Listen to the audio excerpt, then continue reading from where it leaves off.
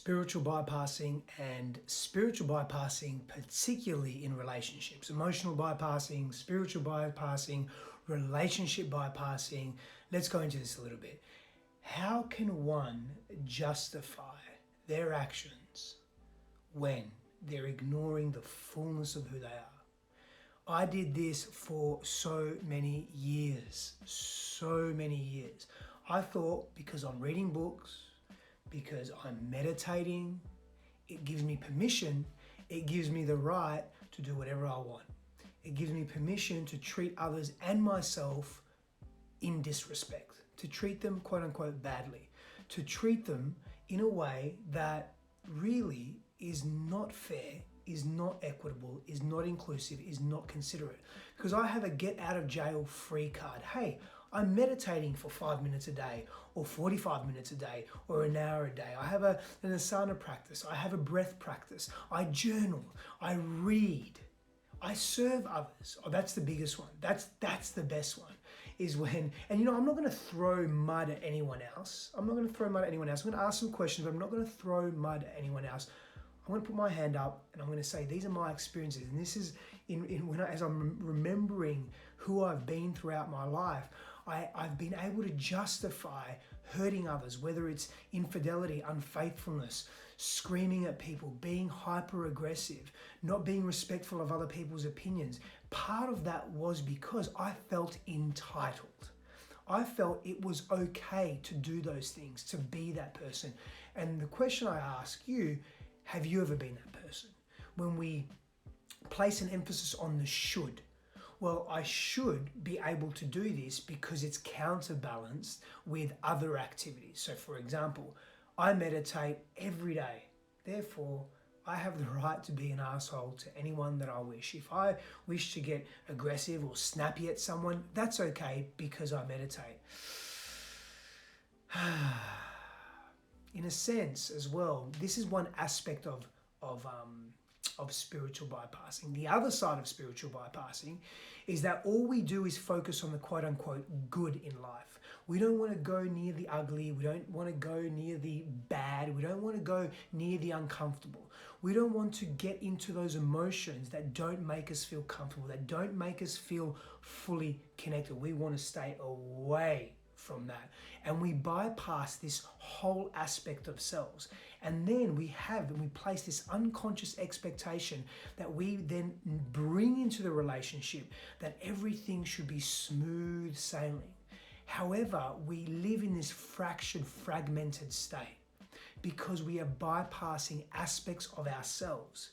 We're prioritizing and we're valuing more desirable states such as happiness and joy and quote unquote spirituality over the stuff that we're running away from, the uncomfortable feelings, the discomfort within. Maybe it's repressed anger, maybe it's sadness, maybe it's trauma that we haven't dealt with from the past and we're running away from it. Everything we do in the world is running away from that pain, from that trauma, from that fear, from that uncomfortable feeling of maybe, hey, I am not comfortable with rejection.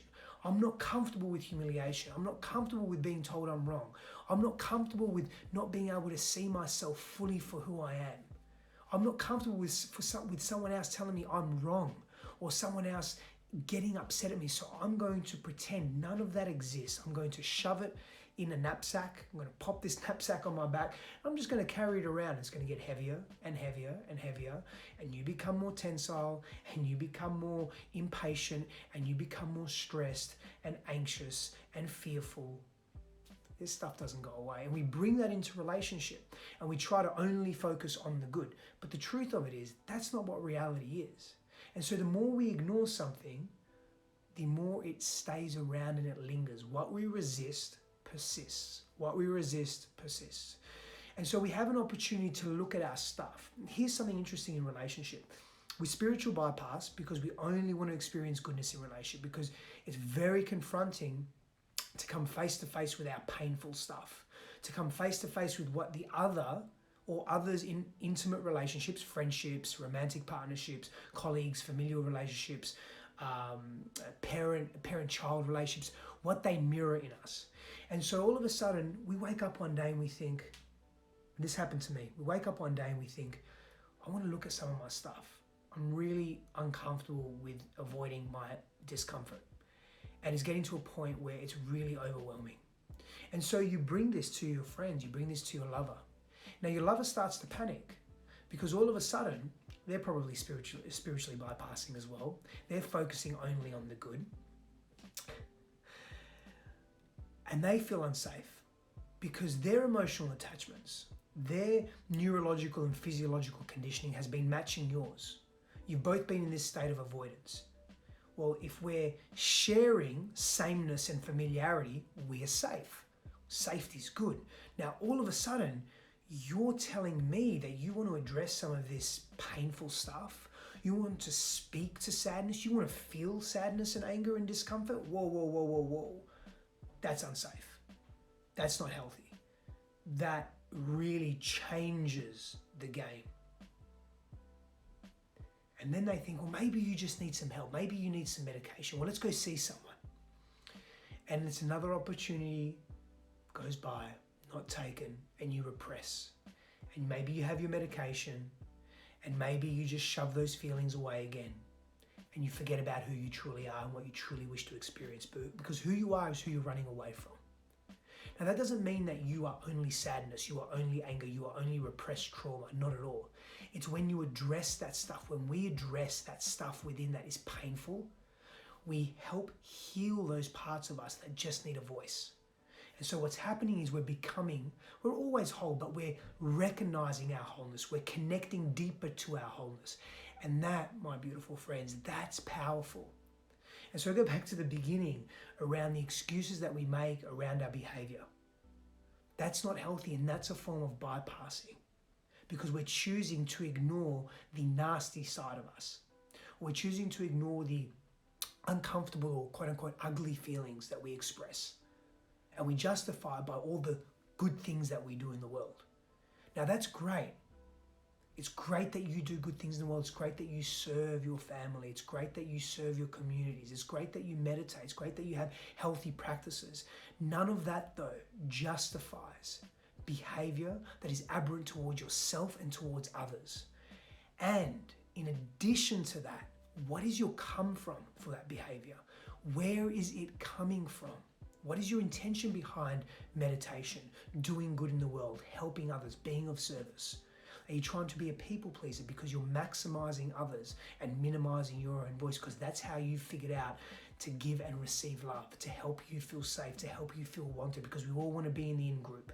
We don't like to be in the out group. With that example before around when people start to change, they start to see you as in the out group, and that becomes dangerous. It's basic primal biological mentality. That still influences who we are in the world. And there are so many more layers of culture and consciousness and society that has been developed over the years. So that intention is very important as well. When you bypass in relationship, you're actually negating the best parts of relationship. That's where the growth happens. And so my invitation to you is do not bypass in relationship. See yourself fully. Own all the parts of you and who you are. Take responsibility for that. Come from a place of clear intention and know that the more you go into this discomfort, the more it clears from your system, from who you are, from the being that is you. And the more you can bring fullness into the relationship and the more that you can heal yourself and help the other heal.